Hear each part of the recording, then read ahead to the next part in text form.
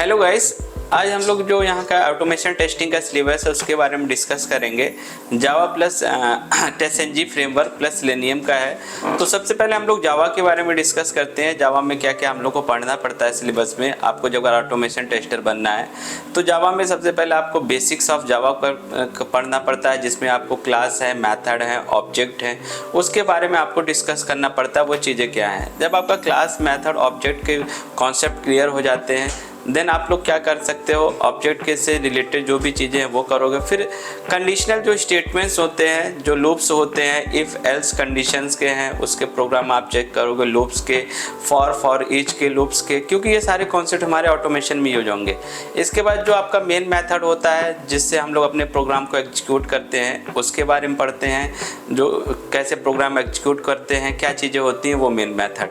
अब उसके बाद क्या होता है, जब हम लोग उस कॉन्सेप्ट में आते हैं, उस कॉन्सेप्ट में हमारे पास चार्ट्स हैं, पॉलीमॉर्फिज्म है, इनहेरिटेंस है, इनकैप्सुलेशन है, एब्स्ट्रैक्शन है। तो इन सब से पहले हम लोग क्या डिस्कस करते हैं, इन लोग का बेसिक यूज क्या है। तो इनकैप्सुलेशन में हम लोग डिस्कस करते हैं कैसे हम अपने मेथड्स को, कैसे भी अपनी क्लास को इनकैप्सुलेट कराते हैं।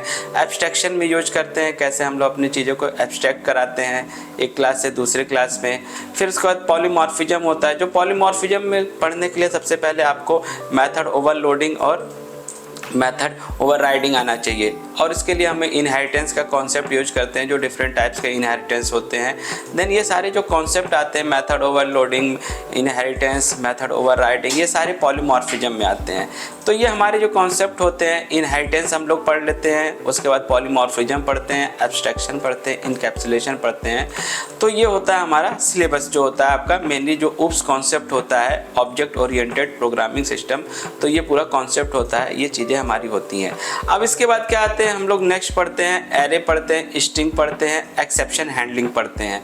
तो एक्सेप्शन हैंडलिंग का मेनली क्या काम होता है, जितने भी एक्सेप्शन हमारी आती हैं जावा क्लास में, ठीक है, या तो इंटरफेस क्लास में किसी में आती है, उसको हम लोग हैंडल करते हैं, तो उसे भी पढ़ना पड़ता है।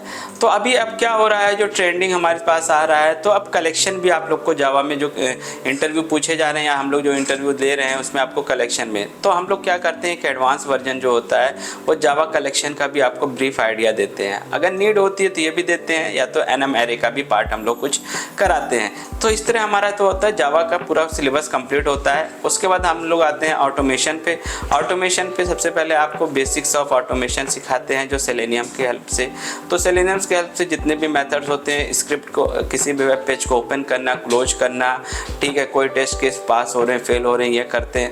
फिर उसके बाद पूरा का प्रोजेक्ट हम लोग जब स्टार्ट करते हैं वो होता है आपका टेस्टंजी फ्रेमवर्क। टेस्टंजी फ्रेमवर्क में हम लोग क्या करते हैं, डेटा ड्रिवन हाइब्रिड फ्रेमवर्क या कीवर्ड फ्रेमवर्क में कोई भी वर्क करते हैं। तो अभी क्या है, हाइब्रिड फ्रेमवर्क का बहुत ज़्यादा यूज है, तो हाइब्रिड फ्रेमवर्क पे हम लोग काम करते हैं। ये चीज़ें जब हो जाती है, हमारा प्रोजेक्ट डिफाइन हो जाता है, तो हम लोग क्या करते हैं, नेक्स्ट आपको पीओ मॉडल है, मेवन है, ये सब कराते हैं।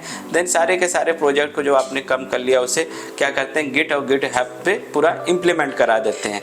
अब इस प्रोजेक्ट को पूरा का पूरा आप लोग को जेनकिंस से हम लोग इंटरलिंक करा लेते हैं। तो ये सारा पूरा जो चीज़ें होती हैं ये पूरा ऑटोमेशन पे कराते हैं। अब क्या करेंट ट्रेंड क्या चल रहा है ऑटोमेशन पे, अब जावा स्क्रिप्ट का भी यूज हो रहा है। तो हम लोग स्पेशली यहाँ पे आप लोग को जावा स्क्रिप्ट के भी प्रोग्राम कराते हैं, और जावा स्क्रिप्ट से कैसे प्रोग्राम हैंडल होता है उस पर भी काम कराते हैं। तो ये पूरा का पूरा आपका जावा का प्लस सेलेनियम का ऑटोमेशन का सिलेबस है। ये पूरा का पूरा चीज़ें हम लोग यहाँ पे कराते हैं विथ मोर देन 1 और 2 प्रोजेक्ट से कराते हैं, कि अगर सेटिस्फाई नहीं है तो 1 से 2 अब प्रोजेक्ट करेंगे। तो ये सारी चीज़ें यहाँ पे होती हैं, ठीक है। तो अगर आपको कोई भी और इन्फॉर्मेशन चाहिए कि हमारे सिलेबस में कोई और चीज़ ऐड करना चाहिए तो आप कमेंट्स करिए, उसे भी सिलेबस में ऐड कर दिया जाएगा और उसे भी पूरा किया जाएगा, ठीक है। और कोई इंक्वायरी है तो आप अनकोडमी में आके कांटेक्ट करिए या तो एक बार विजिट करिए। Thank you. For free career counseling or demo sessions, call or WhatsApp on this number